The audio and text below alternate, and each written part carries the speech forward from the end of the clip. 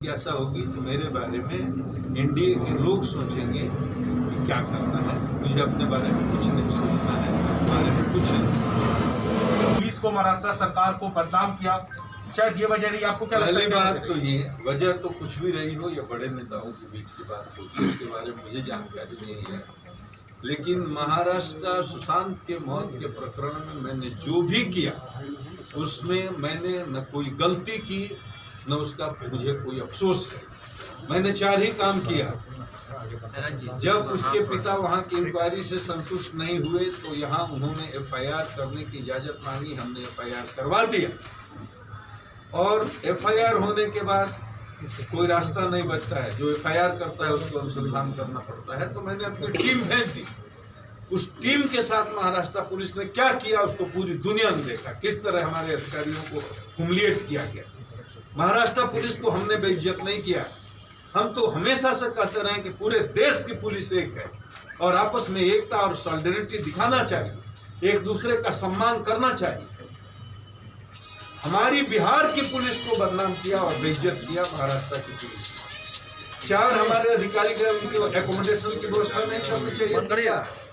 अनुसंधान के लिए गए तो उनको वाहन की व्यवस्था नहीं करनी चाहिए थी क्या? उनके साथ बैठ करके इज्जत से बात नहीं करनी चाहिए थी क्या?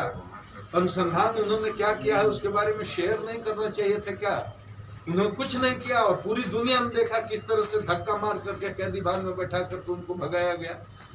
उसके बाद भी मैं सोशल मीडिया में जब मुंबई पुलिस के खिलाफ आक्रोश आने लगा तो मैंने खंडन किया। मैंने कहा कि नहीं, ये कुछ न कुछ मिसअंडरस्टैंडिंग है।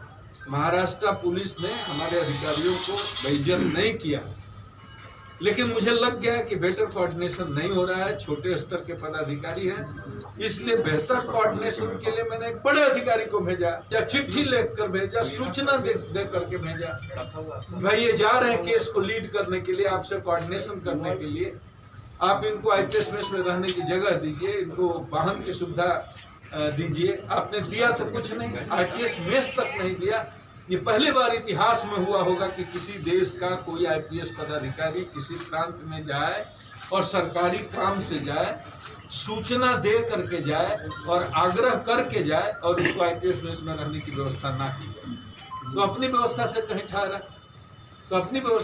ठहरा, तो मध्य रात्रि में जा करके उसको ठप्पा लगा करके चोर की तरह जैसे कैदी को लगाते हैं उस तरह क्वारंटीन कर दिया आपने कि आप बाहर नहीं निकल सकते, इन्वेस्टिगेशन नहीं कर सकते, किसी को बयान नहीं दे सकते।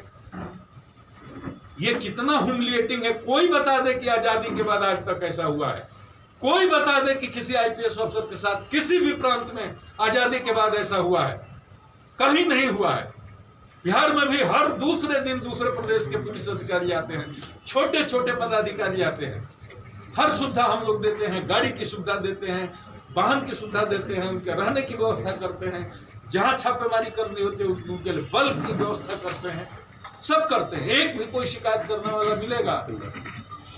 और जब मैं डीजीपी था तब नहीं, हमारे पहले की भी डीजीपी थे, उनके टाइम में भी हमेशा बिहार पुलिस ने सहयोग किया है। और हमारे लोग जब गए, उनको ठीक है, उनके मन में ये बात थी कि हमारा जुरिस्डिक्शन नहीं है, हमारा कार्य क्षेत्र नहीं है, हमको अनुसंधान करने का अधिकार नहीं है। तो बहुत साधारण सी बात थी, 12 बजे रात में जा करके चोर की तरह क्वारंटीन करने की जरूरत नहीं थी। वो तो 2 लाइन की चिट्ठी सुबह 8 बजे उसको दे देते, बुला करके कह देते भाई हम आपको इन्वेस्टिगेशन नहीं करने देंगे, तो हम अपनी टीम को वापस बुला लेते। इसके बाद मैंने डीजीपी साहब से भी बात करने की कोशिश की, एसएमएस किया कि हमारे अधिकारी के साथ गलत हो रहा है। डीजीपी साहब ने बात नहीं किया, एसएमएस का जवाब नहीं दिया।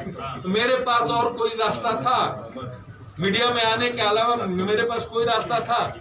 तब मैंने मीडिया में आकर के हंगामा मचाना शुरू किया सर कि मुंबई पुलिस जो कर रही है गलत कर रही है। और तब सर ठीक है, जो हुआ आप लोगों में बहुत उत्सुकता है, मैं जानता हूँ। सवाल करने की जरूरत नहीं, क्योंकि 50 की संख्या में है। एक ही सवाल रिपीटेड करेंगे आप तो हमको परेशानी होगी आपस में सुनने की। आप सबों के मन में ये सवाल है कि मैंने वीआरएस लेकर के एक राजनीतिक दल का सदस्य बना, ज्वाइन किया। बिहार के माननीय मुख्यमंत्री श्री नीतीश कुमार ने अपने दल की प्राथमिक सदस्यता उनको दिलाई। तो मैं उस सदस्य की हैसियत से अभी भी जदयू में बना हुआ हूँ, उनके पार्टी का अनुशासन सिपाही हूँ। मेरे वीआरएस लेने और पार्टी की सदस्यता को लेने से उसको सीधे चुनाव से जोड़ करके देखना ठीक नहीं है। चुनाव लड़ने की संभावना थी, मैं हमेशा कहता रहा चुनाव में लड़ सकता था, किसी कारणवश ये समीकरण नहीं बैठा। राजनीति में बहुत सारी मजबूरियां होती हैं, तो मैं इस बार विधानसभा का चुनाव नहीं लड़ रहा हूं, लेकिन मैं एनडीए के साथ हूं, एनडीए के साथ रहूंगा। और जहां भी पार्टी एनडीए मतलब नीतीश जी का जहां भी आदेश होगा और भाजपा का, मैं दोनों दलों के लिए जहां जरूरत पड़ेगी वहां अपने प्रभाव का, अपने गुडविल का इस्तेमाल करूंगा। प्रचार में जाने की जरूरत होगी तो प्रचार भी करूंगा। अब तो मैं स्वतंत्र हूं और एक राजनीतिक पार्टी का कार्यकर्ता हूं, पॉलिटिकल आदमी हूं, तो पॉलिटिक्स में सबकी भूमिका निर्धारित होती है। अब पार्टी मेरी जिम्मेदारी तय करेगी और जो जिम्मेदारी तय करेगी उसको निष्ठापूर्वक मैं उसको निभाऊंगा। क्योंकि जिस आपने पहले भी कहा कि आप जो कुछ भी बोलते रहे हैं बिहार को लेकर मास्टर पुलिस पे, आपको मुख्यमंत्री जी ने कहा था बोलने के लिए, तो कहीं ना जब आप अकेले में जाके मिलते हैं, पार्टी ज्वाइन करते हैं, वीआरएस लेते हैं, लोगों को उम्मीद थी, आपको भी उम्मीद थी, तभी आप इतना बड़ा स्टेप लिए होंगे, तो आपको लगता है कि कहीं ना कहीं आप ठगे गए? नहीं, हम नहीं ठगे गए हैं। बिहार के मुख्यमंत्री अपने जमान के बड़े पक्के हैं, वो किसी को ठगते नहीं हैं। अब आपको मैं क्यों बताऊं कि उनके हमारे बीच में क्या बात हुई है? ये तो हम लोगों का निजी मामला है ना। लेकिन सर आप तो बोले थे चुनाव लड़ेंगे, तभी आप ज्वाइन किए थे। मैंने कहा था, मैं अभी भी कह रहा हूँ कि राजनीति में मैं आया था इसलिए कि चुनाव लड़ूंगा। मैंने हमेशा कहा चुनाव लड़ने की प्रबल संभावना है, लेकिन दूसरी जो बात कही वो आपने नहीं सुनी, पहली बात पकड़ ली। मैंने भी कहा कि राजनीति के समीकरण ऐसा होते हैं कि कभी कभी आप जिस तरह से चाहते हैं उस तरह से चीजें मूव नहीं करते, उसमें हेर फेर हो जाता है।